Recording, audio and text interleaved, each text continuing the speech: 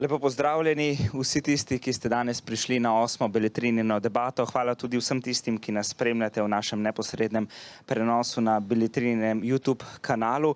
Nahajamo se v Izoli, moje ime je Nejc Krevs in bom skupaj z Valentino Plaskan vodil današnji pogovor. Torej, po italijansko Isola pomeni otok in na otoku veljajo drugačna pravila, kaj ne? Seveda in tako otoško sproščena, kot lahko tudi vidite, čeprav pred nekaj minutami je izgledalo, kot da nas bo doletela vodna tromba in bomo vsi mokri in bo ta debata odpadla, pa vendarle bo tudi današnja debata, sonce se je zbudilo nazaj, zdaj si lahko lažje predstavljamo to pasjo vročino, prste zakopane globoko v mivko in tisti nezamenljivi užitek v delanju popolnoma ničesar, vse to je poletje namreč. In hodi pa tudi z roko v roki z neskončnimi bralnimi seznami, izzivi, ki ta dolče farniente za moje pojme ne izpostavlja pod kar en velik vprašaj. Dobro, ampak Valentina, težko je izpolniti vsa pričakovanja, kar se tiče bralnih seznamov. Zagotovo pa je tudi plaža privlačna za knjižne poslastice. Ja, vsem tem sem se spraševala, ko sem danes hodila tukaj po plaži, kar nekaj ljudi je že tukaj in najbolje, da ta resna poletna vprašanja, če o tem sploh lahko govorimo, zastavimo našim spoštovanim gostom, za katere sem zelo vesela, da so tukaj z nami. Aljoša Bagola. Aljoša, oprostite, vas moti, če vam rečemo kar Goru sreče, kot vas zdaj ravno v tem knjižnem vašem delu nazivajo, upam, da vas ne moti, če vas tako predstavimo.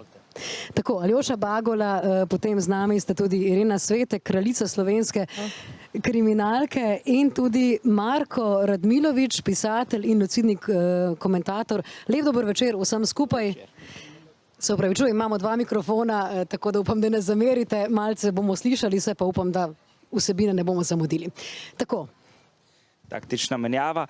Morda prvo vprašanje za Ireno Svetek. Zdaj, okay. Irena, imaš tudi ti kakšen bralni seznam, ko se takole odpraviš na plažo? Ne, v bistvu ne. Jaz, ko grem na plažo oziroma ko grem na morje, grem mečkan stran od vsega tega literarnega, tako da za nekaj časa hočem imeti sam popolni mir, na jadranje grem in se bolj s tem ukvarjam. Kakšno bo vreme, bom prišla iz enega otoka na drugi, a ne. Pol, ko se pa nekje situiram, pa se mečkan umirim, potem pa torej počitek od knjige. Ja, pa grem pa mečkam bolj na to digitalno, a ne, ker lahko malo surfaš in si tudi izbereš, kaj ti tisti trenutek bolj paše. Tako da vnaprej ne delam nekih velikih seznamov. Zdaj, Aljoša, bi rekli, da je ta nek način mogoče tega, da si pisatelji bralnih seznamov ne pripravljate, da je to nek oddih od vsega skupaj. Tudi pri vas nekaj običajnega, ali se paradoksno na plažo oziroma oddih od dnevne poti do izgorelosti podate paradoksno, skrbno strukturirano literaturo za na plažo?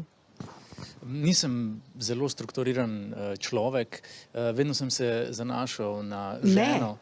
Zgleda, da se upravičujem, ampak to pa res, niste zelo strukturiran človek, to pa moram reči. Vedno sem vas dojemala kot zelo strukturiranega človeka v tako specifični branži, kot je kreativno. Se upravičujem, nadaljujte, ja. Ja, ljudje v bistvu pač ta kreativni kaos dojemamo na različne načine. Mogoče je to zadevno vseeno prav, da ja, priznam, da zagotovo je treba biti strukturiran v poslu in v proizvodnji, kar se tiče oglaševanja, no zdaj delam seveda v drugi branži, ampak če se vrneva k prejšnjemu, pa sem se vedno zanašal nekako na seznam od moje žene, Ive, ki je pač gledališko pauzo, igralsko pauzo vedno izkoristila potem za še več teksta, no, in potem sem se tudi nekako sam polotil kakšne poslastice, ki jo je pripravila. Sicer pa ponavadi pograbim kaj po razpoloženju, no, tako kot se počutim recimo dan pred odhodom. So neki seznami, torej natančni? Ne, seznamov pravzaprav ni, ne. Je bolj ta recimo biblioloterija, no, da grem po polici in aha, dajmo to danes probati. Dobro, gospod Radmilovič, skupaj sva prišla, jaz iz Ljubljane, vi iz Maribora. Dajte mi povedati, kot kritični opazovalec družbene realnosti, imate vi nekakšen seznam obstaja nekakšno sproščujoče poletno branje tudi za vas? Veš kaj, kot kritični opazovalec sem videl, da se današnjemu večeru reče iz ležalnika na plažo. Ne? Zdaj mene najbolj skrbi kritično opazovano, da so ležalniki na Jadranu dražji. S knjigo na ležalnik, se opravičujem. Da so ležalniki dražji kot knjige. Ne? To me najbolj skrbi. Jaz sem, kako bi se temu reklo, prvič, da nekaj razčistimo. Ne? Poletno branje, plaža branje, to je zadeva žensk. Ne? Jaz sem zdaj sem šel, ko sem prišel sem prišel in sem gledal, kdo bere. Ne? 3 gospe sem videl, moški smo na plaži zato, da pijemo pivo, ne vem, zakaj bi na plažo. Meni se zdi izjemno stanje duha med Slovenci, se mi zdi, da greš na dopust pa se posvečaš branju, ne? To se mi zdi izjemen dosežek našega kolektivnega intelektualnega napora, ampak se mi zdi, da je to vseeno domena žensk. Drugo kritično pa je, da seveda ta stereotip, da ljudje hodimo na dopust na morje, že zelo dolgo ne drži. Jaz prihajam iz majhne vasice, ki zdaj doživlja trend temu, čemu se reče vinskega turizma. Ne? Se pravi, ljudje pridejo in se ga ucurijo za en teden, ne? In v tem času zagotovo ne berejo, ne? Ali pa berejo recimo te alkoholne stopnje na flašah, pa take zadeve. Ne? Ampak sam, da končam, sam pa sem, kako bi se temu reklo, vampirski bralec. Jaz si naredim nek seznam, ker seveda vsi, ki pišemo, ne beremo. To je tudi znano. Ne? In pol vse leto poslušam te svoje prefinjene kolege, kaj vse so prebrali, jaz pa modro mučim in pol si delam ta seznam, ne, kot beletrinin prisesek, dobim dovolj te literature. In pol si to religiozno prinesem v tisti apartma, berem pa tisto, kar drugi prinesejo. Ne? In to največje možne, ne vem, prebral sem 9 ali koliko 10 tega, kako se reče, Igre prestolov. Ne? Ker ko sem prvi stavek prebral, nisem mogel nehati in pol sem Lady na 2000 straneh po komado bral. Tako da berem tisto, kar drugi prinesejo, svoje se pa odnesem nazaj. Pol. Ampak dobro, gospod Radmilovič, povedali ste nam, ne, kaj počnejo ženske, kaj počnejo moški na plaži, kaj pa počnete vi? Jaz se izogibam soncu, ker ne jemljem melanoma zlahka. Ok, vendarle bi se lahko namazali z tistimi korenčkovimi pripravki, kot se ženske, pa je potem malce več. Ampak dobro, tole je bil res tak izziv, ne? Ženske berejo, moški pijejo pivo. Jaz mislim, da moramo, preden gremo dalje, še oba najina gosta soočiti s to dilemo, oziroma to je kar močen statement, se opravičujem. Irena najprej, potem pa še Aljoša. Jaz mislim, da imate oba dva kar nekaj zapovedati na to temo. Ne, jaz mislim, da mečkano je prav, ker dejansko ženske, če pogledaš malo po plaži, se lahko malo obrnemo, dejansko ženske imajo knjige in ženske berejo in tudi, to je tako, recimo, jaz imam hčerko, ki je zdaj 13 let stara, ampak ko je bila mlajša, punčke so tiste, ki so brale, punčke so bile vedno une, ki so bile mečkan korak ali pa 2 ali pa 5 pred fantja, tako da mislim, da so to mogoče še eni ostanki iz osnovne šole, ki se še danes poznajo, ampak ja, tako kot je rekel Marko, moški grejo na plažo in pač pijejo pivo. Jaz se spomnim, sem videla eno družino na plaži, ženska je bila vse nosila, tam so otroci okoli laufala, in pol je prišla, odložila na plažo in ga je tako pogledala moža in je on rekel, kaj? Jaz sem na počitnicah, in se obrnil in rekel, jaz grem na pir gor, tako da evo, vidiš, mislim, da so to eni taki stereotipi, ki so tudi delno resnični, ampak ja, kar se pa literature tiče, pa tudi, če vidiš, recimo, glede na to, da se na plaži največ bere kriminalka, ali pa mogoče tudi ljubezenskih romanov, recimo, ajde, ženske so največje bralke, to vrstne literature, tako da mogoče res nekaj na tem, sploh če se polet bere, Klišeji torej, prosim, da jih ne govorite, mogoče ste mojster tega, da veste, kako nagovoriti tiste klišeje, ki prinašajo na koncu denar. Ne delali ste v kreativnem poslu, ki pač kakorkoli že obrnemo, na koncu targetira, da dobi človeka, da se odloči za nek nakup. Dolgo časa, zdaj pa seveda ta preobrat in tudi samo, kako bi rekla, refleksija, vsem skupaj. Ampak ja, pivo, ženske, moški. Plaža ne laže, in res je, na plaži berejo ženske, kakšni bolj prizadevni moški pa se pretvarjajo, da berejo, se pravi, da bi mogoče impresionirali ženske, ki berejo. Tako da, če prištejemo ne ta stereotip, ampak celo arhetip, ne, v bistvu zapeljevanja, hitro pridemo pravzaprav do neke resnice. Jaz ne pijem, vseeno rajši berem, tako da mogoče ta ženska v meni bolj dominira sploh v poletnem času. Je pa tudi res, ko tudi zaveje zdaj ta digitalni veter in potem poleti dobim na Instagram fotoutrinke z plaže, kjer pač ženske berejo moje knjige in so pač... Je več žensk? Mislim, 1 na 100 je moški. Tako da pač lahko samo prikimavam. Pa pač ne morem tudi reči, da ni to fajn, no. Tako. Gospod Bagola, mogoče še to, kako pa pravzaprav uravnavati ali pridobiti bralno kondicijo, če ne poleti na plaži? Kdaj?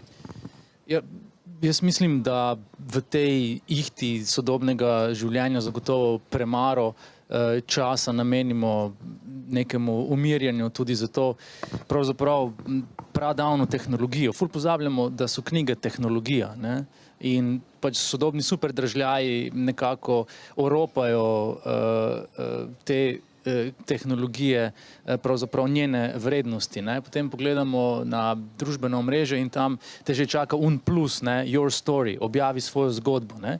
Potem pravzaprav beležimo neke banalne trenutke, ne? Zdaj smo tu in pijemo kavo ali kozarec vina, ne? In temu rečemo zgodba, kar je grozljivo, ne? Ker pač to nima nobene zveze z zgodbo. In pravzaprav sodobni mladi sploh ne razumejo, kaj zgodba je, ne? In zgodba je pravzaprav nekaj, kar nam življenje prinaša smisel, kar nam prinaša razumevanje sveta, kar nam pravzaprav razodene, ne vem, zakaj smo tu ali pa kako so tisti pred nami rešili podobno težke stvari, s katerimi se soočamo mi, ne? In ko tako devalviramo pravzaprav idejo ali pa vrednost zgodbe, se ne oropamo samo, ne vem, časa za branje, ki bi nam lahko koristil za predelovanje kakšnih stvari, ali pa pač kot neke vrste čisto legitimen eskapizem vsak dan, ampak se pravzaprav oropamo nečesa bolj pomembnega in to je pomena zgodbe kot neke civilizacijske vrednote, zakaj smo tu. Zdaj, če so pri zgodbah, samo to bi še preden gremo dalje, ne? Če so misleci, ne, in pisci vsega sveta, ki je izgubili veliko črnila in tudi si obrusili veliko prstov, vsaj pri tipkanju je zagotovo, ne, to pri fenomenu sreče. Neka taka patina klišejskega se vsega skupaj oprijema in tudi zgodb je ogromno, kaj je zdaj sreča, je pa kaj nas v sreči, je to kava, je to ne vem kaj, ne, skratka, veliko je teh receptov. Aljoša, vi ste bili torej kreativni direktor desetletja, iz takih stvari ste delali nekaj več, ne. Sreča je koncept, ki ga zagotovo povezujemo s plažo, ne, in malo manj z vrhunsko kreativnostjo. Zakaj na koncu, zdaj ste omenjali zgodbe, ne, tako preproste, vedno pridemo do tako abstraktnih konceptov in na koncu preprostih, kot je biti srečen. Ja. Ja, v bistvu, recimo, sodobni mladi nimajo izkušnje, kako je bilo pred temi silovitimi tehnologijami, ne? Mi pač razumemo, kako je bilo včasih preprosto in fajn. Mi pa mogoče nimamo izkušnje, kako je bilo v srednjem veku, kjer pač sreča sploh ni bila dovoljena ali pač ljudje niso o njej pretirano razmišljali, ne?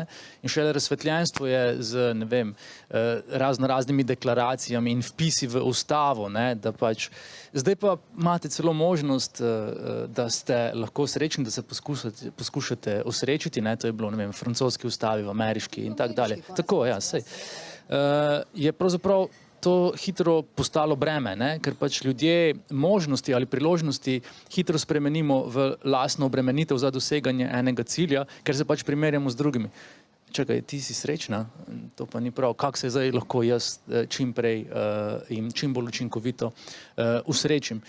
In od takrat naprej, po moje, je to nek dnevni, ne vem, neko prizadevanje ali pa neka obremenitev, za katero se ukvarjamo. In tudi, ko sem šel pogooglati, recimo, zadal sem si narediti eno mini raziskavo, ne, sem si rekel, zdaj, če v Google vtipkam, kako biti, bo na prvem mestu zagotovo srečen, ne. In res, ko sem začel tipkati, mi je algoritem že razgrnil najpogostejša iskanja in kako biti srečen je bilo prvo, ne vem, kako biti pozitiven na COVID je bilo drugo, kako biti dobra ljubica je bilo tretje. Zanimivo, kaj vse ljudje iščejo na internetu, ker pravzaprav želimo življenje danes živeti kot po navodilu, ne? In pol se zatečemo k tej vse prisotni tehnologiji, naj nam da vendarle te odgovore, kako naj jaz živim, da bom, ne, kar je na prvem mestu, srečen.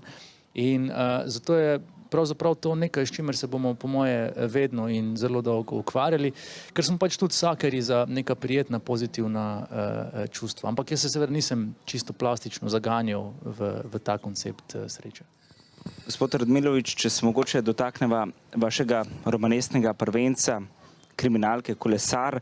Protagonist Krebs je nekakšen tipičen predstavnik srednjih let, ki ima v življenju vsega dovolj, le motivacije za spremembe ne. Vidite kakšno povezavo med njim in morda ljudi, ki prebirajo to knjigo vašo na plaži?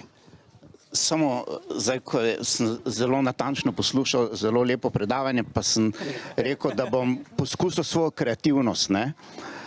Ker nisem digitalen človek, sem pa pravkar 5 minut predtem plačal parkirnino v Izoli preko telefona. Plačal sem 14 € in sem nesrečen. To pa se mi zdi zgodba, ne? Tako da sem zajel zgodbo, srečo in digitalno kulturo. Res je, ampak jaz mislim, da ste prvo bili srečni, ker vam je uspelo, in takoj zatem nesrečni, ko ste videli znesek. Res je, ja. Res je. In tu imamo zgodbo, ne? Absolutno. Čakaj, če gremo k Krebsu. Ne, ta Krebs je prišel zelo hecno na plan. Namreč jaz pripadam eni generaciji iz 80-ih let, mi smo tam sredi 80-ih šli na fakultete in v tej moji generaciji sem poznal ogromno briljantnih mladih ljudi, ne? Ampak res briljantnih na šolskem področju, na športnem področju in potem se začneš počasi srečevati na teh znamenitih obletnicah mature s temi ljudmi in se mi zdi, kot da so nekako potonili, kot da jih je zmanjkalo, ne? In to je ta nesrečen čas te slovenske tranzicije, ki jo primerjajo seveda s nekimi gospodarsko-političnimi tokovi. Jaz pa mislim, da gre tudi za neko psihološko ali pa vsaj sociološko stanje, kjer je skupina ljudi, cela generacija ljudi, mlajši od nas očitno so že vedeli, kam pes taco moli, starejši od nas so pa bili na položajih, ki se jih še danes, koliko slišim, zelo oklepajo. In tak moj junak, literarni junak je ena, kako bi se temu rekla, en izvleček vseh teh usod, ki sem jih poznal in ta brezciljnost, o kateri ti govoriš, mogoče ni neka letargičnost klasičnega tega evropskega romantičnega romana, ampak je čisto sodobna interpretacija v bistvu neke naše sedanjosti, ki pa v bistvu na nek način gre povsem mimo nekih tokov, ne? Ti ljudje danes so neki računalničarji, uslužbenci, ampak skratka od teh velikih usod, ki sem jih jaz pričakoval, da jih bom videl, recimo takrat, ko smo se v 4. letniku poslavljali, se skoraj nič ni, da me ne bo zdaj sošolci za ušesa, ne? Ampak od teh res velikih pričakovanj se skoraj nič ni od vse naše generacije na nek način realiziralo, ne? Ampak kdo je Krebsa ugrabil, preden je sam sebe? Na koncu ga ugrabi ženska, tako kot je prav in kot se spodobi in kot je pravično, ne? Tako da v bistvu hotlo ga je ugrabiti kolo, ampak ta kolo je metafora za bicikl, tako da mu to ni uspelo. Pa še sami ne kolesarite, tako da ne vem, kako dobro poznate ta iz lastne izkušnje. Jutri bi moral se javiti z dirke po Sloveniji, ki gre skozi Kungoto. Tako da ne morem, ker sem tu. Dobro, gremo naprej od Kungota, še veliko zanimivih vprašanj, sicer odpira tole vaše, ampak začnem kar s tem citatom, Irena. Preverite, če kdo pogreša otroka, tak kar kričeč. Udaren, ja, zelo bombastičen. Iz vaše knjige, ne, Rdeča kapica, zaradi katere so ljubitelji kriminalk klicali na založbo Beletrina in spraševali, kdaj bo zdaj nova knjiga, babice so klicale, mlade punce so klicale, skratka, to je bil cel naval. Moški so klicali, moški. Oba moška, skratka. Skratka, pa vendar, ne, ljubezenski romani in kriminalke, kot smo slišali, ne, veljajo za en tak klišej, za najbolj priljubljeno literaturo. Zakaj meniš, da je temu tako? Ja, jaz lahko za kriminalko povem, za ljubezenski roman ne vem. Pa se tudi ljubezen je v tej kri in vse to, ne, se to je vse zelo... To je vse not prepleteno, ampak pri kriminalki je ponavadi tako, da bralec, ko bere kriminalko, ima neke vrste dialog z avtorjem. Se pravi, bralec je zelo upetno v to branje in on tudi odkriva in vse te, čez ves ta labirint, ki ga vodiš, vse te poti, ki mu kažeš, lahko so prave, lahko so napačne, on sam izbira, bo izbral levo ali bo izbral desno ali bo izbral pač kjerokoli drugo in je zelo upetno v to. In potem na koncu, ko pride do neke katarze, recimo temu tako, se bralec zelo dobro počuti, ker je sodeloval v tem aktivno, a ne, in pride do nekih dobrih občutkov. Pri kriminalki je pa tako, da ti daješ suspense, tukaj je glavna stvar, ne, in ko ti nizaš te suspenze čez te strani, in bralca vodiš po napačnih poteh, pa spet na pravo pot, pa malo napačno in suspens gradi to pričakovanje tega konca, a ne, kot sem rekla, ko je bralec tako not upet, doživlja neke zelo intenzivne občutke, a ne, tukaj se sprošča od adrenalina do oksitocina, noradrenalina, v glavno nekih občutkov nekih emocij se sproža pri tem procesu, zato je to zelo aktivno branje in ko prideš ti do konca, si zasvojen na nek način, hočeš še, ker si videl, koliko je to dober, koliko je to intenzivno in zato recimo te nadaljevanke, ki se piše, ali pa serije, ki se delajo v sequences, se pravi, ko se dela nadaljevanje, to je zato, ker bralci pa gledalci hočejo vedno še in ko ga ti uloviš, potem je tvoj do konca. Torej neke vrste odvisnost spodbujaš, se ob tem kdaj počutiš slabo? Ne, mi smo tako kot, mi smo narkodilerji, a ne, pisanje kriminalk, mi dejansko vlečemo bralce in jim prodajamo drogo, a ne. Vsej priznaš, evo. Koliko gramov? Veliko. Gospod Bagola, mogoče, če prideva iz te perspektive gledati na svojo lastno knjigo iz neke vrste zunanjosti. Kakšen je občutek, ko srečate morda bralca vaše knjige nekje na plaži, ko ste vi pred njim v besedah goli, on pa je pred vami gol? V besedah, dobro. Zdaj, gol je že zapisano v mojem priimku, no, Bagola, tako da nimam težav z razgaljanjem sebe. In pravzaprav so srečanja z mojimi bralci po moje precej drugačna, no? Zato ker vseeno v, ne vem, prvencu popisujem zelo surovo, brutalno izkušnjo izgorelosti in pač ljudje, ne, ki berejo to knjigo, se seveda velikokrat soočajo z duševnimi težavami, z stisko in težkimi obdobji in pač tako se velikokrat pogovori začnejo ali pa končajo v solzah, ne.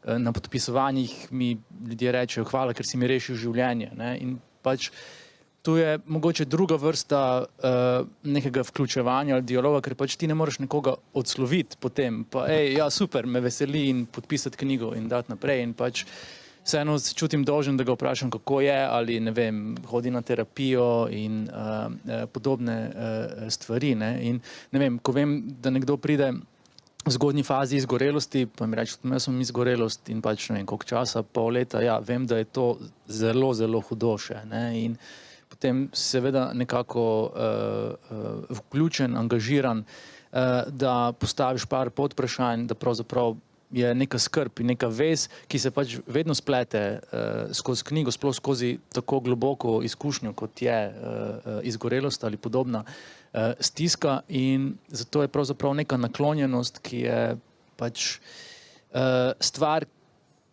ki ni za na plažo, no, v tem smislu. Vem, da ste hoteli lahkoten pogovor, pa ga ne bom dobil. In v tem smislu se mi pač zdi prav, da izpostavim to, kar se dogaja v povezavi z mojim prvencem. Z drugo knjigo je pa seveda že bolj sproščeno. Pa se vam zdi, ali pa bi imeli kdaj občutek oziroma strah, da bi ljudje preko vaše knjige videli preveč vaše intime, ki je morda tudi zaznamovana z marsičim? Vsako pisanje je avtoterapevtsko, no? Moje je pa bilo še posebej in v tem procesu, ki je sovpadal tudi z psihoterapijo, sem pravzaprav veliko stvari spravil iz sebe in jih pol naknadno nekako odstranil, jih zadržal zase.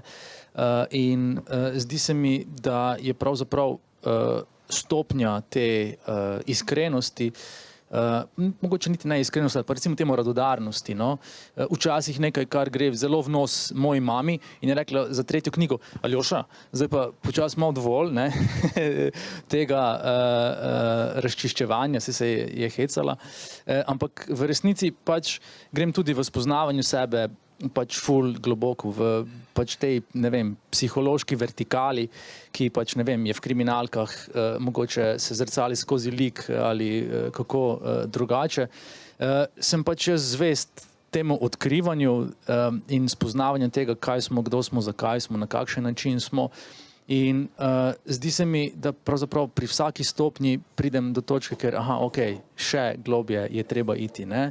In tu je recimo zanimivo, ne vem, jungovska psihologija, ki pač pravzaprav neposredno, ne, to, kar je Irena izpostavljala, o predmeti, ne, ljudje smo pač bitja svetlobe in teme in pač velikokrat svojo temo outsourcamo, ne, ker se pač nismo neposredno v stiku z njo, nam je vznemirljivo videti zelo temno stran pač pri drugih likih, ne, v zunanjem svetu. In to outsourcanje teme je pravzaprav čisto običajni psihološki manever, ki pa je pač komercialno v bistvu unovčljiv, ne? Tudi če gledamo, ne vem, Hollywood, pač vidimo, da gre pravzaprav za ta manever. In tako na koncu vedno pristaneš pri psihologiji in predvsem pri ukvarjanju z samim sabo in z iskrenostjo do tega, kaj si kot človek. Ne bi rekli, da ste dealer srečo, da ste razmišljali, ko ste pisali, še to napišem, tukaj vem, da se bo, ne, kot v romanu kriminalke, kjer razmišljaš, kako boš še pritegnil bralca, da ne spusti knjige, da kupi naslednjo, da čaka. Ste kdaj razmišljali strateško, ko ste pisali, ali je bilo res tukaj zelo avtoterapevtsko, nekako v nekem je prednjačilo, ne? Mislim, nekako se pač ne morem izogniti dejstvu, da sem 20 let deloval v biznisu, ki se ukvarja z tem v samem vrhu. In pravzaprav je to nek del mene, ki je pač organsko pravzaprav se aktivira, ne, in vem kako in kaj. Pišem pa ne tako, pišem pa po navdihu, se ukvarjam z tistim delom sebe, ki najbolj renči ali zahteva pozornost, potem pa pravzaprav kot, ne vem, da bi imel režiser posnet ves material, grem to montirati, ne, in sestavljam poglavja in razmišljam o flow knjige, kako bo tekla, kako bom zgodbo pravzaprav povedal in potem, ne vem, še pilim poglavja, prehode med njimi in tako dalje, no, tako da pač na ta način, zelo organsko, no. Hvala, evo. Gospod Radmilovič, mogoče ne, ste se kdaj vi, kot, ko ste bralca zalotili, videli nekoga, kako strastno prebira to vašo knjigo, spraševali o tem, kateri del knjige bere, ne, in hkrati razmišljali, ne, kaj pa, če bi tisti del napisal malo drugače, sem dovolj dobro opredelil nek karakter, ta pogled drugega, ne, o čemer govori že Levinas, konec koncev, kar je zelo lepo razkril v tistem svojem spisu. No, to soočenje z nekom, ki bere tvojo knjigo, je bilo ena izmed travm, s katerim sem se soočal v bistvu takoj ob izidu, ker sem vedel, da neminovno bo do tega prišlo in prišlo je v bistvu sorazmerno pred kratkim, pa za ne vem, tako malo ljudi to berejo, ker jaz hodim tako malo ven, ampak na najmanj mogočem mestu, ko sem šel enkrat po enem smučanju v Radence, se na one vrile sedeti, da je gospod sedel na tistem ležalniku in bral kolesarja in seveda soočaš, mislim, kaj češ narediti, ne? Vse, karkoli narediš, je na nek način neumno, da zatajiš sam sebe, ne? In se delaš, ali pa da greš v kopalkah k njemu pa rečeš, to sem pa jaz napisal, gledajte, ne. Tako da nisem razmišljal o ničemer tako globokem, razmišljal sem samo, kako se naj... A ni prišel do vas, pa vam rekel, to ste pa gospod Radmilovič? Ne, žal, moja podoba ni tako javna, na vso srečo, ampak bil je nerodni, neprijeten trenutek, ne, nisem uspel, malo sem poskušal gledati, kje bi bil, kak je prebran, ampak je tako zelo držal, da nisem vedel, kaj se mu dogaja. Gledal sem seveda reakcije, ali se muza, ali se karkoli, tako da zelo, zelo neprijetna izkušnja. Terapevtsko se niste počutil? Ne, nervozen sem bil, no, in točno to je tisto, seveda, ne, ko sem šel pol v avto, sem se sekiral, da nisem naredil nič, če bi pa nekaj naredil, bi se pa sekiral, seveda, ne, kaj bi naredil, ne. Tako da ne priporočam teh izkušenj, zato še enkrat priporočam, izogibajte se plaže in beročih na njej. Irena Svetek, so bralci po prebranem romanu kdaj stopili do vas, do določene ideje iz knjige pripisovali pravzaprav vašemu karakterju? Ne, dobivam zelo veliko pohvale, a ne, in tudi predvsem eno in isto vprašanje, kdaj bo naslednja in kaj bo v naslednji, kaj se zgodi s tem likom, kaj bo to. Ampak dobila sem pa tudi druge vrste vprašanja, taka, ki nimajo veze z literaturo, ne, in tudi zelo neprijetna in tudi še kakšne fotografije pospremljene zraven, ki jih ne bi hotel človek nikoli videti, recimo. Ampak ja, tako da predvsem vprašanje, kdaj bo in kaj bo, a ne, to je eno glavnih, recimo. Bi pa še nekaj povedala to, kar je prej Aljoša govoril, a ne, mečkan en skok nazaj, ker se mi je zdelo izjemno zanimivo, a ne, kaj je govoril o tem, ko pišeš, a ne, kako rineš vase not in kako koplješ in kako je to pisanje terapevtsko in dejansko zelo veliko tebi pove. Jaz sem tudi mislila, recimo, sem se večkrat vprašala, zakaj sem začela s temi kriminalkami in zakaj grem vedno globje in globje bolj v neko temo, ki hkrati lahko tudi zelo svetla. In sem videla, da to dejansko ima veze z mano. Ni to, da zdaj pišem za bralce ali pa da pišem samo zato, da imamo narediti nek žanr, pa ga spisati pač po teh kriterijih žanrskih, pa zadovoljiti bralce in s tem tudi zadovoljiti sebe, recimo. Ampak je veliko globja stvar to pisanje, ne? In te veliko oseb nauči, zakaj rineš recimo eno tematiko ali pa zakaj peleš globje recimo ene zelo temne stvari, a ne? In to pol tudi ta freudovska ven, veš, to je ta das Unheimliche, to onkraj, kaj je, in se zelo se približuješ temu. Jaz zdaj pišem tretji del in sem vršila zelo v eno tako zelo temačno rečem recimo vsebino. In sem se v enem trenutku vprašala, ko me je želodec, me je bilo grozno, me je bilo v nekih stvarih, o katerih nisem vedela veliko, ampak sem videla, da še kar naprej rinem in še kar, ker bi lahko druge teme izbrala in potem sem videla, da to je nekaj, kar moram jaz sama sabo razčistiti in videti, dokaj lahko grem, predvsem pa zakaj. In to se potem pojavi z razmikom, recimo s par let ali pa par mesecev ali pa ne vem, da potem vidiš, kdo si bil in kaj si bil in potem, ko bereš to literaturo mogoče za sabo ali pa ko razmišljaš, ti zelo veliko tebi pove, kakšen si bil v tistem obdobju. Tako da literatura, ne glede na to, je žanrska ali pač ni žanrska ali pa tudi, če so knjige, ki jih mogoče ne moreš uvrstiti nekam zelo specifično, povejo veliko o tebi samem in o obdobju, v katerem si se takrat nahajal. Se ta globina skrivnosti kdaj sploh konča? Jaz mislim, da ne, zato ker ljudje smo sužnji gonov, a ne, in te goni se končajo, to je ta gon smrti, ki ga skozi živimo, se konča pač, ko umremo, ne, skozi težimo k tem in želja je vedno prisotna, ne, in ko želja zgine, pa smo dobesedno, recimo, umriti, ampak tega ne bo, ne, vedno bomo to nekako projicirali naprej, ne. Življenje ni popolno, dokler ne pridemo do smrti, ne, konec koncev. Če se zadržimo pri branju, čeprav ta epistemološka vprašanja so super, ampak Slovenci imamo z branjem pregovorno dober odnos, ne, večkrat se radi pohvalimo, da smo narod, ki je utemeljen na jeziku in kulturi, ne. Smo pa v svetovnem vrhu tudi po številu izdanih knjig, ne samo po samomorih, ne, ko smo že pri epistemologiji, ne, le še kakšna Islandija, vzročno posledično, le še kaj je bilo prej, knjige ali, no, pustimo, ja, le še kakšna Islandija ali kakšna skandinavska država imata več izdanih knjig na prebivalca kot mi. Vi, Aljoša, poudarjate, da je kreativnost gonilo napredka, da moramo uresničiti svojo ustvarjalnost, ampak zdaj, če sem malce provokativna, smo Slovenci, glede na število izdanih knjig, res toliko bolj ustvarjalni kot drugi narodi ali gre tukaj za nek autoerotizem? Neko esencialno, ne vem, narcisoidno, kaj ne rečem, nagnjenost, da mi vse vemo. Mogoče imamo tudi zgolj dobro celulozno industrijo, imamo dovolj papirja. Ok, paloma, ne. Tako. Mogoče, v bistvu je en rimski pravnik Skevola trdil, da kdor molči, kadar bi mogel ali moral govoriti, se zdi, da pritrjuje.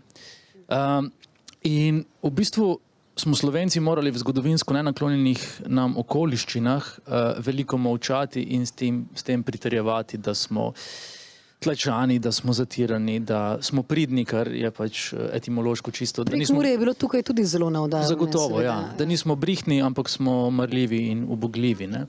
In seveda pač ustvarjalnost je nek osnovni del nas, je pravzaprav neka življenjska sila, ki je ne moreš kar izločiti iz svojega delovanja. In zdi se mi, da Slovenci ta stik z ustvarjalnostjo zelo hitro ohromimo ali nam ga pa prepovejo drugi. Prejšnji teden mi je kolega povedal, da je njegov sin v šoli dobil 2, ker je pri likovnem pouku narisal modro sonce. In če ne smemo biti kreativni pri likovnem pouku, kako smo lahko potem kreativni kjerkoli. In jaz v prvi knjigi zapišem, da vsak tabu buta. Ne? Se pravi, vse, kar je del nas in hočemo potlačiti, vse, kar je kreativno in se tega hočemo znebiti, se bo v naše življenje vračalo v pravzaprav onemogočujoči, sabotirajoči obliki. Ne? In pravzaprav kar hočem povedati je, da pa en zdrav del tega, se pravi zdrav del te kreativnosti, se pa manifestira, da tudi če smo morali tako dolgo molčati, radi povemo zgodbo o tem, o nečem. In pravzaprav smo narod, ki zna pripovedovati zgodbe in to pravzaprav zelo dobro.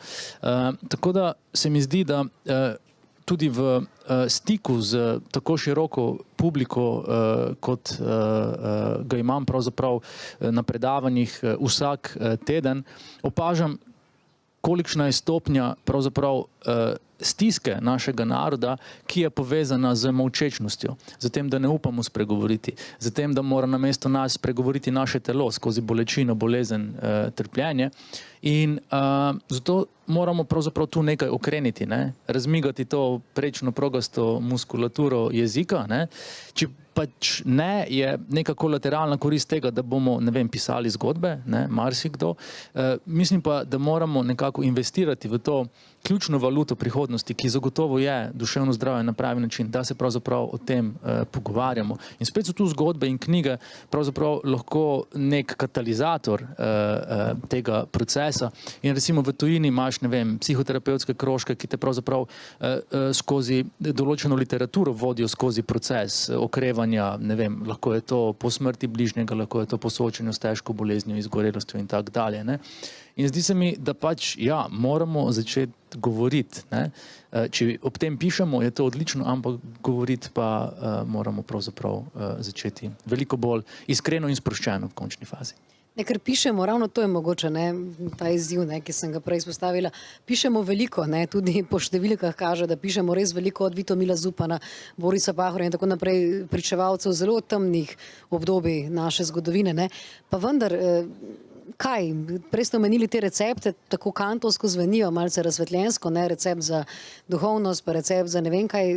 Kje se tukaj zatika Slovencem?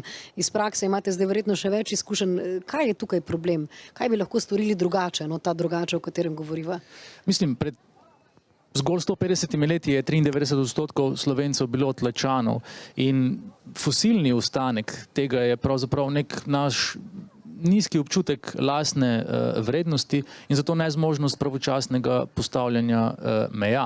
Potem je tu še seveda zgodovinska travma, ki se pač celo štafetno prenaša, ne, iz roda v rod in mogoče tu pravzaprav ne znamo prebiti tega. Seveda si pa ne gre zatiskati oči, da tudi svet ni zelo prizadet zaradi, ne vem, epidemije duševnih bolezni in pravzaprav stisk. In tako na koncu vseeno pristanemo pri tej neki lastni odločitvi, da živiš življenje tako pravzaprav, kot ga nekje globoko v sebi čutiš. In ko se enkrat prebiješ, ponavadi skozi trpljenje ali bolečino, do te surove moči, pravzaprav z njo hitro, ne vem, vzplamtiš svoje strasti in razsvetliš svoje življenje na ta način. Ne? In zato tudi pravim, da je življenje pusto le, če ga ne živimo kot pustolovščino in prazno le, če ga ne slavimo kot praznik. Ne? In koliko ljudje pravzaprav to na predavanjih poslušajo, ne? Začne nekaj brbotati, začne nekaj ščemeti in velikokrat pač predavanje zapustijo popolnoma tiho in se zgolj postavijo v vrsto za nakup knjig. Ne? In se mi zdi pač ta simptomatika teh izkušenj na terenu takšna, da pravzaprav zori nek čas, kjer bo ta preboj veliko bolj silovit, kot ga mogoče vidimo z prostim očesom. Ker pač še vedno ne ne vidimo in ne vemo, koliko ljudi je res v stiski. In jaz mogoče, ker sem avtor, ki pač ustvarjam na tem področju, veliko bolj iskreno doživljam te izpovedi in jih je res ogromno. Tako da v vsej tej stiski je pravzaprav super. In zato pravim, da pravzaprav stiska ne stika za našo bolečino, ampak za našo veličino. Ampak najprej se moramo soočiti z bolečino in zdi se mi, da je to pravzaprav obdobje, ki se zdaj dogaja. In tudi ljudje to berejo na plažah in pravzaprav je to tudi dober simptom. Gre torej za to, da nekako bolečino pravzaprav presežemo, da bi spoznali samega sebe. Ja, najprej, da jo lahko presežeš, jo najprej moraš občutiti. In tu smo pravzaprav v tej družbi takojšnje zadovolitve, te instantne gratifikacije, kjer namesto v knjigarno raje zavijamo v lekarno, ker pač tam dobimo takojšnje ublažitve, nekako nagnjeni k temu, da se soočanju z bolečino izogibamo. Ampak to seveda pomeni, da se vsa neprijetna čustva, ki so tudi čist psihoevolucijsko legitimen del nas, ne izražajo in potem ta kompost znotraj nas postaje toksičen, zastrupljen in se pač manifestira kot vase usmerjena jeza. In zato mislim, da se tudi celimo, ne?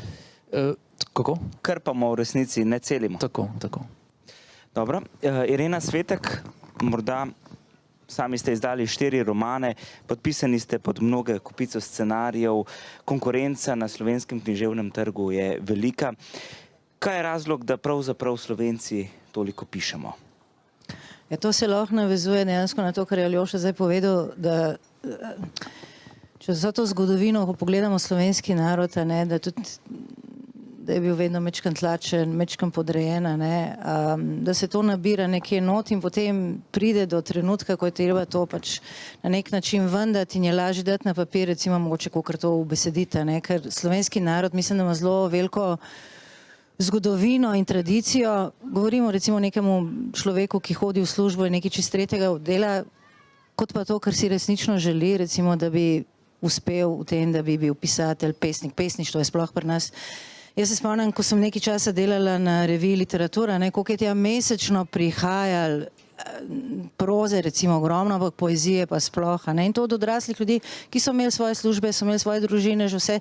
In koliko ljudi mi je rekel, samo da pridem do knjige, da to objavim, potem pustim službo, pustim vse to, kar delam do zdaj. Res, to je bilo res, ampak to so bili ljudje, ki recimo niti niso imeli toliko slabe službe. Se mi zdi, da Slovenci zelo radi, če bi zdaj pogledali, pa če bi imeli v pogledu to, koliko ljudi doma piše, odraslih ljudi, ne samo najstniki, bi prišli po moje do zelo velikih številk. Se pravi, Slovenci imamo neko vez s pisanjem, imamo tukaj neko tudi zgodovino. Zdaj, zakaj je tako? Jaz mislim, da je točno zaradi tega, kar je bilo prej povedano. Se pravi, to je nekaj v narodu samem. In mislim, da gremo vse bolj in bolj naprej v tej smeri. Se pravi, tudi ljudje, ki včasih ne bi se opogumali pa izdali knjige, zdaj prihajajo do tega, da se opogumijo. Mogoče tudi pri 50, 60 ali pa 40, ne vem. Tudi veliko ljudi, ki jih poznam iz drugih področji, so začeli zdaj knjige objavljati.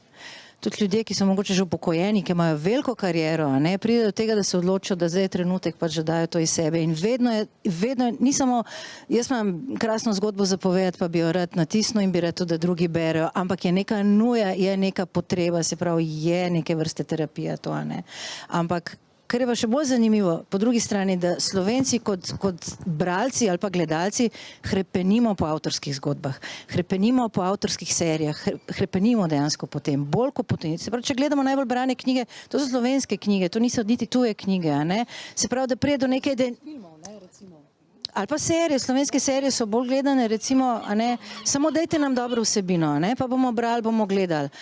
Zato, ker prije lažje do neke identifikacije in ljudje se identificirajo s tem in pride potem do boljšega občutja, ko ti bereš ali pa gledaš to vrstno umetnost. Tako da mislim, da smo nekako v neki dobi zdaj, kjer se počasi vrata odpirajo in tudi kot avtori se mi zdi, da smo se mečkam bolj opogumali in gremo v neke vode, za katere prej. Recimo, jaz sem končala komparativistiko in tukaj je zelo tako mečkan, pa ne bi rada pluvala, ampak to je en tak zelo kostenev sistem, ki se zelo boji tega nečesa novega, nekega napredka iz žanrom je sploh skregan, recimo žanr ne bo, ali pa je zelo, recimo zdaj smo v povojih tega, da je lahko tudi nekaj žanrskega kvalitetnega, ker mi smo tako upeti v to neko tradicijo, dejansko nimamo tradicije žanra, nimamo tradicije se pravi nekaj, kar je zelo berljivo ali pa zelo prodajno, je tako žigosano, ima neko negativno konotacijo. In Slovenci se s tem zelo težko soočamo, se s tem zelo težko sprijaznimo. Ne? Recimo imaš šund literaturo in imaš visoko literaturo. Visoka literatura mora biti hermetična, mora biti nekaj, kar je zelo težko razumljivo, kar je težko, nekaj, kar je pa, v čemu pa ti uživaš, se pravi nekaj, kar ti hitro prebereš, je pa tako žigosano kot slabo. Ne? Se pravi, isto je s tem v razmišljanju Slovencev, se pravi, delo je nekaj, kar moraš ti trpeti, medtem ko delaš. Sem imela prijateljico, ki je šla delati v Andaluzijo dol in vsak dan po službi je šla na plažo. In to poprečen Slovenec ne more nekako dojeti, da lahko ti delaš, uživaš v delu in greš pol še na plažo, ker to ni pravo delo. In recimo tudi to vrstna literatura, če ti uživaš v tem in hitro prebereš, to ni dobro, to ni kvalitetno, oziroma ta kvaliteta se tukaj izpisuje. In imamo še mečkan problem, ampak to sem hotela povedati, da se zdaj odpiramo nekako in da mečkan so te plašnice začnejo padati dol, da delamo korake recimo v neko smer, v kateri prej še niso bili narejeni. Pa korake delamo, ne? Produkcija romanov je recimo, mislim, da vsaj 6-krat večja kot recimo ob nastanku države. Vsak teden izidejo po 2 do 3 romani, še bolj plodoviti smo, kar se tiče pesniških zbirk, okoli 300 na leto jih je, kar pomeni praktično vsak dan, razen v nedeljo, imamo novo pesniško zbirko v Sloveniji. Ne? To je kar zavidljivo. Že prej sem omenila ta narcisizem, ne? Zdaj, gospod Bagola, je to bolj drugače, potem bom besedil, vi ste pa bolj, vem, da boste Pikriča, vas bom takole izvala. Gre tukaj za neke vrste narcisizem. Zakaj Slovenci? Hočemo brati svojo knjigo na koncu na plaži. Se nam na nek način, ja, žanrjo po voji smo slišali in tako naprej, ampak vendarle, kaj je tisto, kar nas žene, da toliko pišemo zdaj kar naenkrat? Je to res ta molk, ta opresiranost, ki smo ji bili priča? Jaz znam vers delovodje na gradbišču, ki je izdal svojo pesniško zbirko, če dovolite, da ga recitiram. Izvolite. Pa je prišel pionir in natrosil peska, tam, kjer nekoč robide, zdaj širi se soseska. Na stenah voda iz stropa luč, v srcih sreča, v rokah ključ. Se pravi, vsi hočemo pisati, ne? In ko sem jaz postal pisatelj, mi je javna agencija za knjigo poslala domov, da moram preveriti, da mi bo dali nek denar, temu se reče knjižnično nadomestilo, ne? In sem šel pol in se 3 dni se zabaval s tistim seznamom. Mimo grede, prej je bil velik človek in pisatelj, gospod Pahor omenjen, ki je pred kratkim preminil in se mi je zdelo izjemno svetohlinsko, tudi pisal sem o tem, ker vsi smo ga pač pospremili v onostranstvo z velikimi besedami. Če pa pogledaš ta seznam, pa vidiš, da ga nihče ne bere. Ne? Mislim, da letos je prebralo njegovo temeljno delo Nekropol, mislim, da 150 Slovencev po tem seznamu do junija. Tako da je tudi nekaj tu na svetohlinstva. No, in potem sem šel na tisti seznam, kjer so čist pri vrhu, ne? Mislim, da prvi ali pa drugi je moj urednik, dober prijatelj Ivan Sivec, ne? In potem bi človek pričakoval, da ti ljudje imajo eno knjigo, ki je izposojena 1000, 2000, 3000 krat. Ne, Sivec ima 300 knjig. On je v svojem življenju napisal 300 različnih knjig. Mislim, to je fantastično. Ne? Pa cele sage družinske, ne? Neke Lipa, Zelenela in tako naprej. Ne, pa tudi o Barbari Celjski, o kolesarju. Hočem reči, tisti, ki so pri vrhu, ogromno pišejo. Ljudje, to je neka skriptomanija v našem narodu. Ne? In ko si prej omenila romane, meni je zelo hecno. Ne? Sem profesionalni pisec že vse svoje odraslo življenje, živim od pisanja, ampak šele ko sem pa izdal roman, potem pa dobiš neko legitimacijo, aha, zdaj pa je okej, ne? Se pravi, če si izdal, pa če pišeš vsakodnevno, to ne šteje, ne? Šele ko izdaš roman, tako da ta neki, rečemo to, cankarjevski princip še kako velja in ti da, se mi zdi, da ko izdaš knjigo, ti da tudi neko legitimacijo v družbi. Kaj, za roman si pa dovolj trpel, ali kaj, da potem pa lahko rečemo, ne, lahko da rečemo, zato si pa dovolj trpel, ker si mogel toliko časa pisati, če pa nekaj zase pišeš, je pa preveč užitek, ali kaj, na ta način. Ja, smo se prej pogovarjali. Jaz mislim, da je to, če pogledamo resnici v oči, še vedno nek družbeni status, ne? V neki tej, recimo temu intelektualni srednji, ali kaj, izdati roman ti da nek status, tako recimo v med glasbeniki, recimo CD in ne vem kaj, med filmarji celovečerci, ne, med filmarji tudi lahko ti narediš 30 dobrih dokumentarcev, ampak šele, ko bo igranje celovečerc, to, ne. Sicer se te stvari se nekako, se mi zdi, da spreminjajo, ampak vse, kar sta cenjena sogovornika povedala, sam ne bi mogel bolje, ne, ampak mislim pa, da je znotraj vseeno tega en delček neke poze, se mi zdi vseeno, ne. Če smo zelo iskreni, absolutno je nemogoče po vseh normalnih merilih, da je 300 romanov, vsi od teh 300 romanov zaslužijo recimo papir, na katerem so natisnjene. Ne, to pač, in če je moj med njimi, hvala Bogu, ampak neka zdrava mera razuma se mi zdi, da bi tu vseeno bila potrebna in recimo, da bi pisali za enih 50% manj, bi kot država in kot narod še vedno obstali, ne, stali in obstali, ne. Ampak kot profesionalni pisec zagotovo potešite tudi sebe, ne le lastne denarnice. Veš, kak je to? Jaz pišem, seveda, je moj poklic in ko sem pisal roman, je bil to moj hobi. Ne, in to ni najboljša situacija. Ne, dosti boljši je, da si javni uslužbenec in pol imaš hobi pisanja, recimo. Ne. Če pa pišeš in imaš hobi pisanja, ne, sam dobro veš, ne, pa ni najbolj pametna življenjska odločitev. Tako da moj princip je bil zelo sužnje lastniški na nek način, ker sem svoje normalno delo v bistvu, ki ga delam en mesec, opravil v 3 tednih ali v 14 dneh in si pol vzel 14 dni za hobi, tak, da neki privilegij. Seveda v tistih 14 dneh, ki sta bila namenjena za pisanje romana pol nisem pisal, ampak sem se delal, da pišem roman, ali pa sem se sekiral, da ne pišem romana, ampak ne. Kako je bilo pa z deadlineom? Nisem imel deadlinea, ker sem Čandra poklical, pa sem rekel, da sem napisal en roman, pa je rekel, danes si 20, ki mi je ta stavek povedal, ne. Ker se pač nekako je bilo to malo, kako bi se temu reklo, korupcija, ker se poznava z Smo medijem. povedali, koliko romanov, ne, na leto izide, tako da. Ja. Dobro, Irena Svetek, Slovenci smo nekakšni fetišisti, kar se tiče knjig v fizični obliki, ampak vse bolj prihajajo spredje tudi e-knjige. Na kaj prisegate kot sama avtorica? Fizična oblika? Jaz sem bila zelo dolga leta pristaš fizične oblike, tudi potem, ko je recimo e-knjiga že prišla med ljudi, sem se zelo dolgo tepala, ne.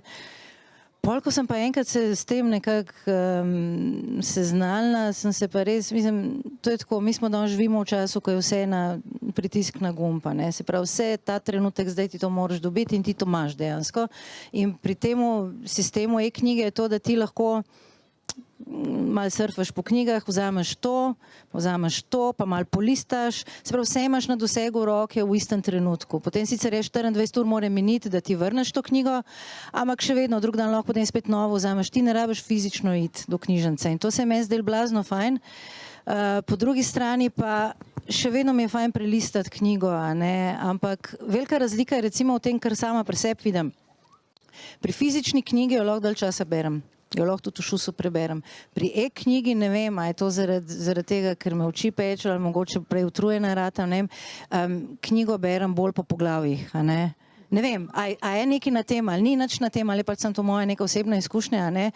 Pri tej e-knjigi mi koncentracija prej pade, kakor pri knjigi v fizični obliki. Zdaj ne vem, lahko da je to sam pri meni, ampak recimo tudi gledam pri svojih hčerki, a ne, ki pa je velik pristaš te digitalne knjige, a ne, ker pri njih je vse, ampak po drugi strani, spomnim se še, ko je brala knjige v fizični obliki, je lih tako lahko več prebrala, dalj časa brala, klele pa vse samo, a ne, in jo vidim, kako obrača in gleda vnaprej, ker so navajeni vse te konzumacije trenutne, hipne in tudi koncentracija traja, ne vem, par sekund, pa potem moraš nekaj novega.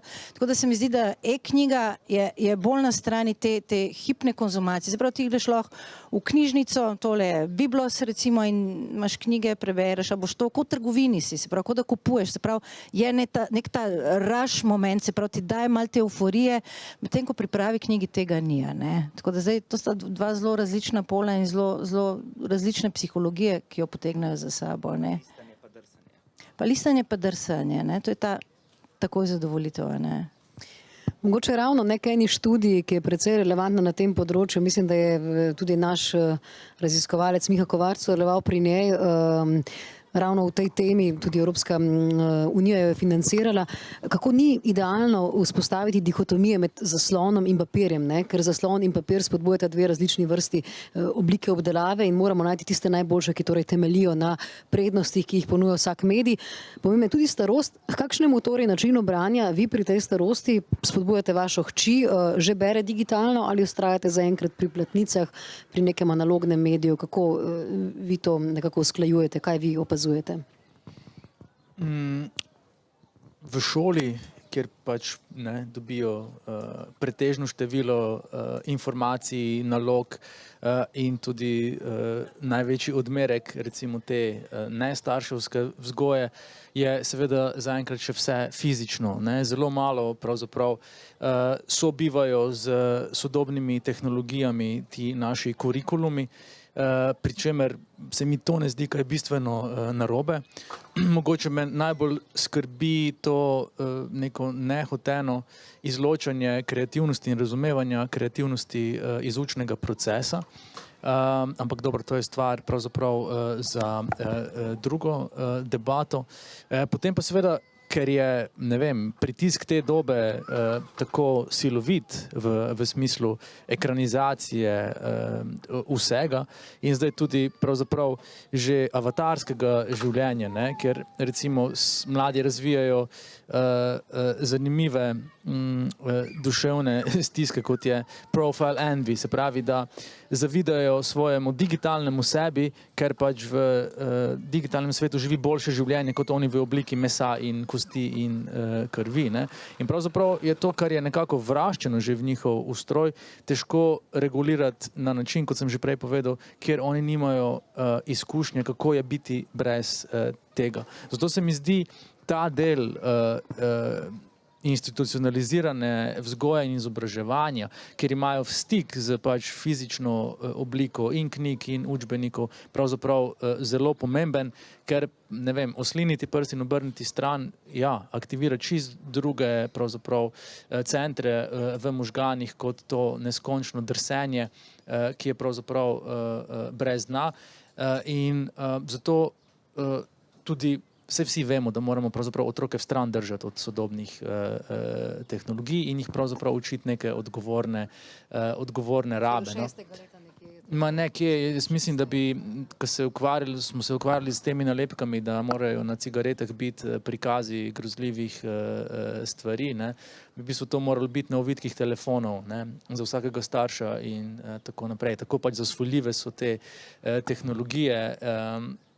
In ne vem, če so nekdaj kurili knjige zaradi vsebine, je pravzaprav danes Silicijeva dolina tista, ki prosto upravlja z našimi življenji, kjer pač nas podvrže algoritemskim funkcijam, ne samo pravzaprav naše otroke, ampak tudi nas v marsikaterem prizadevanju. Tudi če gledamo renesanso na knjižnem trgu, ki se zdaj dogaja na TikToku, kjer pač, ne vem, influencerka stara 14 let napiše, da je pa ta knjiga fajn in potem postane to bestseller. Tako da smo pravzaprav ugrabljeni ze strani zelo pravzaprav bizarnih naključij, če gledamo, kaj algoritem je. In to bo pravzaprav zelo vplivalo ne samo na to, kako beremo, kako odjemamo zelo pomembno vsebino, kako se znajdemo v svetu, ki je pravzaprav prepleten. Zdaj, če pogledamo tja za ono mizo, so mladi vsi na telefonih. Ampak tudi pravzaprav tako, kako živimo in kako bomo znali zgodbo deliti pravzaprav v prihodnosti. In ne vem, če bo neka civilizacija izkopala strežnike naše civilizacije in pogledala, kaj je tam gor, bo to precej smešno. Se pravi, veliko plesočih ljudi, veliko smešnih mačk in nekaj takšnega. Gospod Radmilovič, če se dotakneva še enega poročila oziroma raziskave Evropske unije, digitalna tehnologija lahko zmanjša našo sposobnost koncentriranega, poglobljenega in dolgotrajnega branja. Kakšne so morda vaše izkušnje in opažanja? Nikakršne. To pa res ne, nimam ne Facebooka, ne ničesar. Pa ne zdaj, da bi bil neki ciničen do tega, ampak enostavno nikoli v življenju nisem prišel do točke, ko bi se mi to zdelo relevantno, pomembno, kakorkoli. Enostavno ti res ne znam na to. Prej pa se mi je zdelo, ne, absolutno fizična knjiga, ne, na kraj pameti me ne bi prišlo, da bi edino, recimo epidemiološko, pa se mi zdi tudi zaslinjenje prst, ko si je rekel, ne, pa verjetno oni Krek kar malo čudno pogleda, ne, če si v času pandemije, se mi zdi dosti bolj čisto, če po ekranu to delaš. Čisti ne razkužil ti ekran, ne.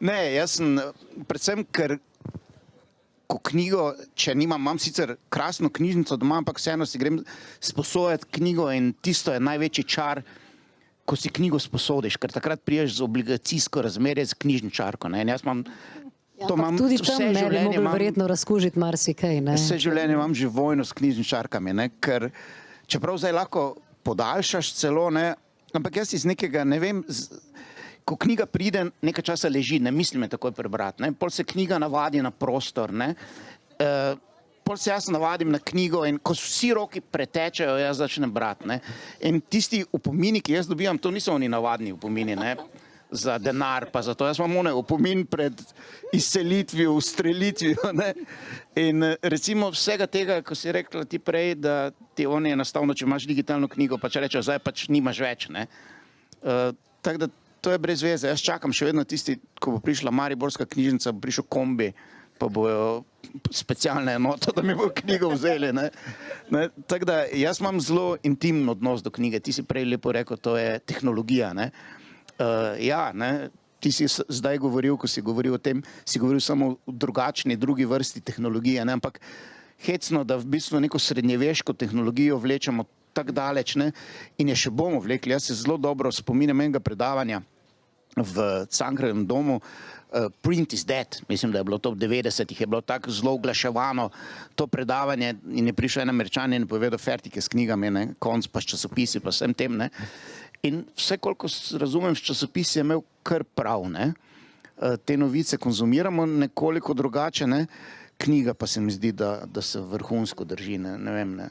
Sploh ne vem, kako imajo to rešeno, ko smo že v plaži govorimo, a ti lahko to bereš pri sončni svetlobi, ker moj laptop, recimo, če sonce posije na njega, konc so kreativnostjo, ne.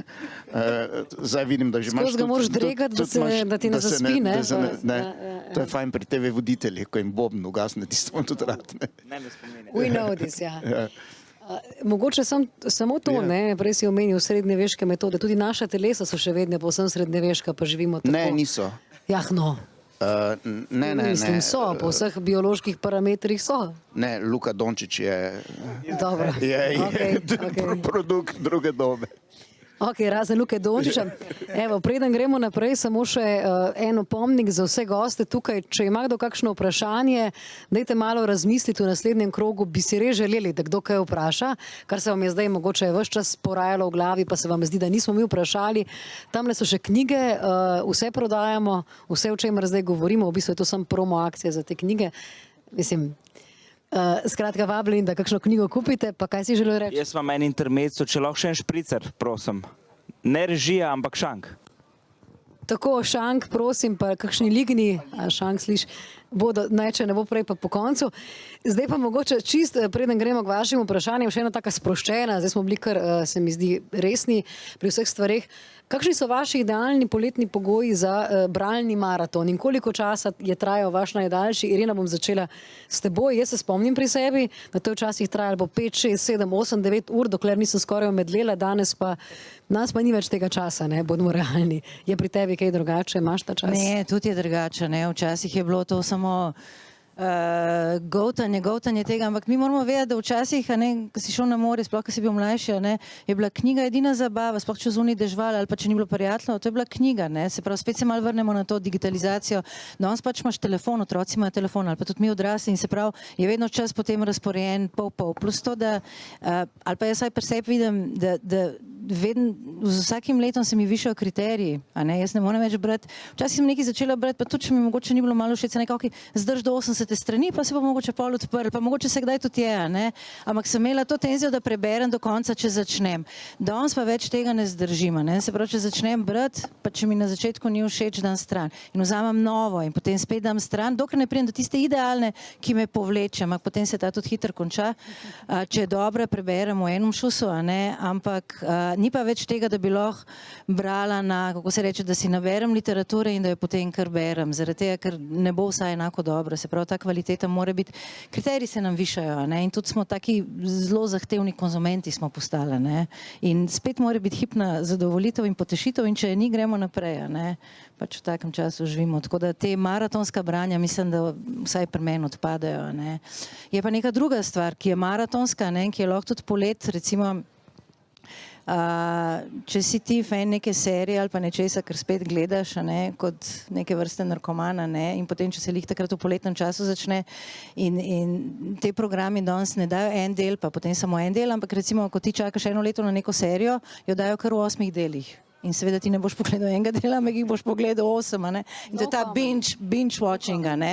To, kar so bile včasih knjige, recimo, a ne, da si lahko prebral 6 knjig zapored, si nosil na morje, res prtlage, gore in gore knjig, danes tega recimo ni več. Spet se vrnemo na digitalizacijo, ker imaš biblos, ker lahko v enem trenutku pač zamenjaš in greš naprej. Tako da jaz zelo zbiram, kjer knjige vzamem na morje, a ne, to mora biti res nekaj, kar sem že prej preučila in malo tudi prebrala, tako da zelo selektivno in izbiram in tudi delam zelo eno tako prefinjeno selekcijo, a ne. Jaz imam dobro zgodbo o maratonskem branju, ta je pa res dobra. Nekje sem prebral, da je Winston Churchill dobil Nobelovo nagrado za literaturo, ne. Jaz sem skozi mislil, pač dobro, za mir mu je niso mogli dati očitno, ne. Za nekaj so mu jo pa mogli, so mu podali za literaturo, ne. Sem rekel, to bi me pa zanimalo, ne. Tudi za pitje viskija bi mu lahko, ne, Ja, sej. on je, Johnny Walker je črno etiketo. Je pil.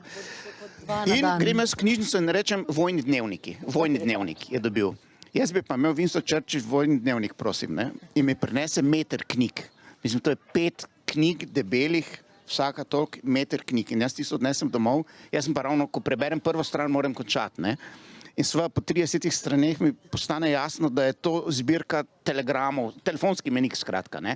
On je pisal vse, ne, ta podmornica ide 2 metra levo, ona ladja poje desno, Roosevelt, kak si danes vstal, kaj si pil, mislim, depeše, telegrami, vse živo je tam not objavil. In jaz sem to maratonsko bral vse poletje, da sem prišel do zadnje strani in mislim, da sem en redkih zemljanov, ki je prebral Winston Churchill vojni dnevnik z Nobelovo, z nagrado za literaturo, Ozlajšano knjigo. Kakšne bralne pogoje? Ne, sploh me ni zanimalo, ampak se nekaj, če sem začel, moram končati, ne, pa skozi misliš, pa se bo za nekaj pa mogel dobiti, ne, zakaj je dobil, ne. In so mu dali v bistvu samo zaradi njegove veličine, niso mogli dati za kemijo, ne za fiziko, ne za medicino, ne. Ja, pa literatura še najbliže, no. Kakšni so bili pa bralni pogoji? Kava, črički, plaža? Ne, v Ljubljani sem bil na pol hipi in sem v enem stanovanju dovolj časa imel, da sem to v bistvu... Torej bolj stenica. Kinoteka in Churchill je bil tisto poletje. Pa pri vas, Aljoša, torej viseča mreža, orkester, škržatov, kaj tako romantičnega ali nekaj jasno, mislim, so kakšne jasno določene koordinate za nek ta, bom rekla, dispozicijo za maratonsko branje? Obstaja kaj takega ali podobno kot sogovornika ste izgubili to otroško, kako bi rekla, zagnanost pri branju? Ja, Irena je rekla, da se nam kriteriji višajo, kar je pravzaprav zgolj drugače povedano, da se nam čas izteka in smo pravzaprav potem zelo nekako občutljivi glede stvari, ki jim namenjamo ta dragoceni čas in jaz se ravnam pravzaprav potem in nekako sem zvest nekemu razpoloženju. In če knjiga sovpada z tem, jo seveda pograbim in jo tudi potem dokončam. Sicer pa se mi zdi, da posebnih pogojev pravzaprav ne, sej knjige so pravzaprav zato, da nam ustvarijo posebne pogoje. Ne? Mislim, da moramo tako gledati na te stvari. Ne? In knjiga pravzaprav lahko v marsikateri okoliščinah ustvari to varno zavetje, pravzaprav, ki te posrka vase in ti tudi nudi pravzaprav nek prav poseben prostor in izkušnjo. Jaz kot otrok iz Oštarije, kjer sem pač, ne vem, tam moral spati in čakati do 2 zjutraj, da so starši zaključili in šli pol z nami domov, sem sposoben marsikje brati in tudi marsikje ustvarjati. Ne? Tudi pišem lahko, ne vem, v največjem šundru, v ropotarnici. To drži, da tudi na dopustu pišete pravzaprav vsak dan? Mislim, ko pač vem, da imam deadline, potem... Je treba. Ja, pa ponavadi je to zato, ne vem, ker me hrupni sosedi tam zbudijo ali kaj podobnega in potem pač ob 5 grem gledat more in tako lepo šumi in pol privlečem računalnik in pišem. Tako da, če bi pa lahko spal, bi pa po moje spal, no. Silom prilike, torej. Evo, mene zanima, če je kakšno vprašanje, prihajamo res k koncu. Se je kaj porodilo, če ne gremo še... Aha, tamle imamo eno vprašanje, jaz kar nesla tale mikrofon, bodo naši gostje slišali. A je tole okej, zato bo v redu, ali nam bo začeli cviliti? Super, hvala, en lep pozdrav, Valentina, Nejc, super voditelja, Beletrini se zahvaljujem. Midva s Tino sva kupila že 2 meseca prej vstopnici, ker sva videla, da bo taka blazna gneča, da bova lahko prišla na vrsto in da bova lahko tule poslušala, kar govorite. Zanimivo je, v bistvu bomo šli iz splošnega k konkretnemu. Najprej, pravzaprav, zakaj imamo to romano in zakaj smo Slovenci nekaj posebnega. To je moje skromno mnenje, jaz sem popoln naravoslovec, tako da mogoče bom udaril mimo, ampak mislim, da smo literarno introvertirani. Če vas gledam, absolutno ne mislim tega, ne, skratka ste zelo ekstrovertirane osebnosti, ampak skratka želimo, to, kar je Aljoša rekel, da je to ene vrste avtoterapija, seveda delno se strinjam s tem, ampak bolj na kakšen način povedati, kar želimo, pa ne biti direktno izpostavljeni.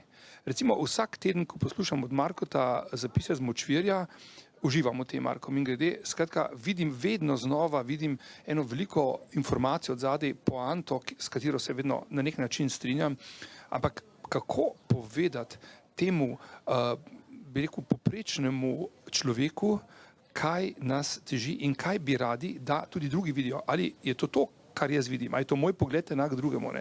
Tako da to je to in to je ta instantizem, ki se pojavlja. Skratka, če implementiramo od romana proti kratkemu zapisu, je lahko v kratkem zapisu ogromno informacij in to je to, ko govorimo o instantnem.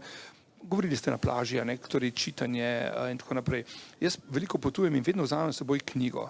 Ta knjiga mi samo tistih pikice 20 kg predlage požre in jo nazaj prinesem približno enako odprto kot ima. Zakaj? Ker živimo instantno, ne? In vedno znova pravim, ne, letos bo drugače in ja, Valentina, letos bo na morju drugače, upam, da bo res. Ampak zdaj pa ena konkretna zadeva. Žanr kriminalke. Vsi, veste, da je bila svetovna taka nekako pik, Jon Esbo, najboljši gor dol, ne? Jaz ga nisem mogel brati zaradi česar, zaradi koncentracije, kajti tam so sami soni. Erikson, Radikson, ta son, skratka gremo v to smer, da si mogel blazno skoncentrirati, da si lahko prišel do zgodbe. Zdaj pa vprašanje za Ireno, zelo konkretno. Ali pisec kriminalk naredi shemo? Jaz kot naravoslovec, kot raziskovalec naredim, delo bom tako, torej 5 zgodb mora potekati, ali pa vsaj 4 zgodbe potekajo istočasno, imamo tudi nenazadnje implementaciji v samih serijah enako, ne, in to privleče. In vprašanje, če ni skrivnost, ker to je zaščitni znak, ne, vaših del, ali je ena zgodba in potem se upletajo, ali se spomnite med pisanjem, da še tega damo zraven, pa damo še sosedo zraven, pa damo še sorodnika tega, ali se na začetku naredi ena shema in se potem o tem piše? Jaz preden sem začela pisati kriminalke, sem pisala recimo temu nekako družbene romane, ne? In pri pisanju kriminalk je zelo pomembno, da si ti ne narediš samo neke male sheme, ampak da si dejansko narediš kompletno konfiguracijo in strukturiraš zgodbo, jaz si sinopsise delam, ne? In se pravi, jaz ne naredim prvo samo cele hrbtenice romana, ampak naredim tudi vsa poglavja in vse te stranske rokave. Pustim si mečkan tega kreativnega prostora, zato ker lahko liki potem odpeljejo po svoje, ne? In jim sam slediš. Ampak pisanje, zato pravim, da pisanje kriminalke je pisanje iz konca, ne? Se pravi, ti moraš dejansko vse vedeti, pri kriminalki ni dopuščene te neke svobode, da ko pišeš ti recimo neke vrste normalen ali pa navaden roman, da te tvoja kreativa odpelje nekam in da ji potem samo slediš. Tukaj ne, ker se bo zelo hitro zaštrikal, ne. In se pravi, je mečkan pisanje kriminalke zelo tako matematično, kot neke vrste enačba je, ne. In ti moraš puščati neke proste enačbe, ki jih bo bralec razreševal, ampak ti moraš že sam vedeti, kako se bojo razrešile in kere možnosti razrešitve so. Se pravi, moraš potem tudi manipulirati z bralcem, ga peljati v te stranske rokave in ga nazaj pripeljati. In to je zelo tako kompleksno pisanje, ki pušča zelo malo možnosti tega manevriranja, nekega svobodnega manevriranja, po drugi strani si pa lahko daš veliko duška in to jaz delam, da se nekako sprostim v tej kreativi pri izgradnji likov, a ne, in njihovih zgodb. Ampak to seveda mora biti vse toliko naprej narejeno, jaz pol leta porabim za to, da najdem vsebino, da jo razdelam, da jo strukturiram in potem, ko začnem pisati, je dejansko že tako, kot da bi bila jaz recimo pevca v nekem bendu in prijem na oder in samo še odpojem to, ker sem dejansko že prej vse naredila, ne. Tako da pisanje kriminalke je eno tako zelo posebne vrste ustvarjanja. Je morda še kakšno vprašanje iz publike? Sicer pa kratko vprašanje še za gospoda Radmiloviča. Prihajate z dežele, stran od mestnega vrveža. Ja. Kdaj najraje pišete? Noč, zvečer in noč. Vem, da je to zelo, zelo slabo. Aljošo sem poslušal zelo natančno, ker sem tudi sam imel te epizode. Sicer ne vem, ali je bilo to izgorelost, ampak nekaj je, čemur se reče, ko so me kasneje tudi zdravniki na to opozorili, higiena spanja, se pravi, da hodiš spat ob primernih urah. To mi gre izredno težko, od vek, bi se reklo temu, ne. Za mene je pač noč magičen čas, se pravi, ko se vse umiri, ko 10, 11 ura, ko hiša počasi ugasne, takrat pride moj čas, čeprav vem, da bi za moje zdravje, za mojo osebnost, za vse, da bi bilo dobro, da bi takrat počival, takrat začnem delati, ne. Zdaj, vem, da je to narobe, ampak si ne morem kaj dosti pomagati, no. Tako da, če je res nujno preko dneva, ampak ponavadi tisto, kar napišem preko dneva, pol po noči še enkrat. Tako da sem se s tem sprijaznil. Tako da tu pri meni ni nobene dileme, ne, noč. Pri vas se noč že kaj prebuja ali še vedno samo jutro? Kako je s tem? Jaz sem po tej svoji izkušnji seveda disciplinirano začel hoditi spat okrog 9:30, kar pomeni, da imam še pol ure časa, da kaj preberem in potem v bistvu moram tudi tako vse disciplinirano narediti, da lepo spim v kosu 7 ali 8 ur, ker tudi če se po noči predramim, možgani moji takoj začnejo delati. In to je sam naval idej, domislic in potem res moram paziti, da se sploh ne predramim, ker imam takoj polno glavo in potem se s tistim ukvarjam in moram to nekako pribeležiti, spraviti sebe, si narediti zapiske v glavi in jih pol pretočiti takoj zjutraj v neko obliko, ki mi ne uide iz spomina ali drugače, no. Tako da, ja, zelo disciplinirano pišem pravzaprav, ko sem v tem procesu. Aljoša Bagola, Irena Svetek in Marko Radmilovič, najlepša hvala. Hvala tudi vsem, ki ste nas spremljali. In upamo, da smo še koga spodbudili, da si zdaj poleti še kaj prebere, mogoče še kaj napiše, da bomo imeli Slovenci še več romanov. To je bila za nedeljo, ja. To je bila 8. Beletrina debata. Najlepša hvala, lepo poletje in srečno. Hvala.